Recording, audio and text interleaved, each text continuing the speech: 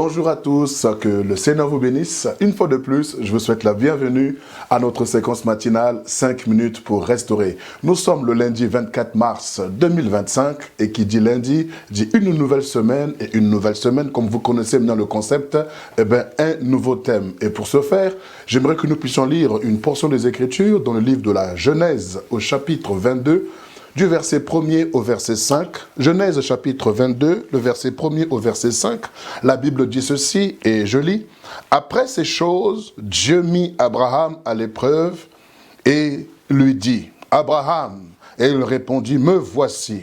Dieu dit, « Prends ton fils, ton unique, celui que tu aimes, Isaac, va-t'en au pays de Morija, et là offre-le en holocauste sur l'une des montagnes que je te dirai. » Abraham se leva de bon matin, sella son âne et prit avec lui 2 serviteurs et son fils Isaac. Il fondit du bois pour l'holocauste et partit pour aller au lieu que Dieu lui avait dit. Au verset 4, le 3e jour, Abraham levant les yeux, vit le lieu de loin. Et Abraham dit à ses serviteurs, « Restez ici avec l'âne.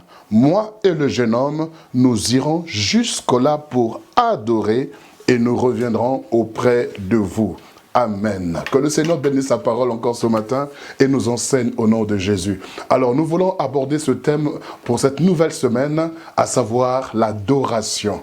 Oui, la semaine passée, nous avons vu ensemble la louange et donc cette semaine, nous voulons nous pencher sur ce thème, sur ce, je ne dirais pas concept, mais sur cette expression que nous employons énormément, à savoir l'adoration. Alors, qu'est-ce que adorer? Adorer signifie simplement rendre un culte. Adorer signifie donc de tout simplement offrir donc à Dieu, pour ne pas dire à une divinité, parce que nous savons qu'il n'y a qu'un seul Dieu est véritable, l'Éternel des armées, qui s'est révélé par notre Seigneur Jésus-Christ, et c'est à lui que nous offrons notre adoration. Lorsqu'on parle d'adoration, on parle d'offrir. Lorsqu'on parle d'adoration, on parle de rendre un culte. Lorsqu'on parle d'adorer, on parle de servir Dieu, de mettre tout ce que nous avons au profit de notre Dieu. Alors, vous allez voir quels sont les principes de l'adoration. Une fois de plus, tout comme la louange, l'adoration ne se limite pas à un rythme musical. L'adoration n'est pas tout d'abord un rythme, parce que lorsque Abraham dit ici à ses serviteurs, restez ici avec l'âne, mon fils et moi allons monter pour adorer, je ne pense pas qu'en haut il y avait la basse, il y avait le piano, il y avait la batterie pour pouvoir chanter et danser. Mais lorsqu'il dit, mon fils et moi allons monter pour adorer, ça signifie qu'il va rendre un culte à Dieu. Et il va aller sacrifier à Dieu. Il va aller offrir à Dieu. Il va aller servir Dieu. C'est ça l'adoration. L'adoration, c'est un comportement, c'est un état d'esprit. C'est en tout lieu. Nous pouvons adorer notre Dieu. Nous pouvons le célébrer. Nous pouvons l'élever.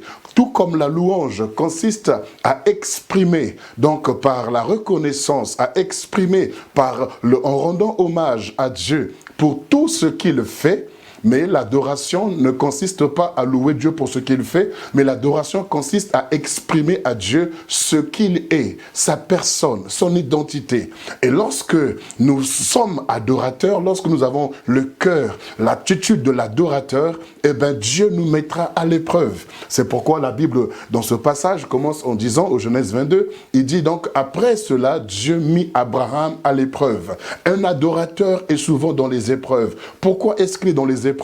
Parce que lorsque tu es dans l'épreuve, tu es le plus sincère possible. Lorsque tu es dans l'épreuve, c'est là où tu donnes le meilleur de toi-même. Lorsque tu es dans l'épreuve, c'est là où le meilleur de toi, la vie qui est en toi, va s'exprimer. C'est pourquoi les adorateurs sont souvent dans les épreuves. Tu dis, mais pourtant je suis agréable à Dieu. Mais pourtant je crains le Seigneur. Pourtant je vis vraiment comme le Seigneur veut. Pourquoi tant d'épreuves m'arrivent? Parce que dans l'épreuve, c'est comme une olive. C'est comme une arachide qui est pressée, alors le meilleur sort. Il y a de l'huile qui sort. Le meilleur de toi sortira lorsque tu seras mis à l'épreuve. Abraham a été mis à l'épreuve parce que le meilleur de lui devait sortir pour offrir à Dieu une adoration qui lui soit due et qui lui est vraiment réservée. Et je prie, toi qui passes par les épreuves, que tu comprennes que tu es un adorateur. Tu es là pour adorer Dieu. Tu es là pour lui offrir le meilleur de toi-même. Ne te lamente pas, ne te décourage pas, mais continue à adorer Dieu et à exprimer à Dieu ce qu'il est pour toi. Sur ces paroles,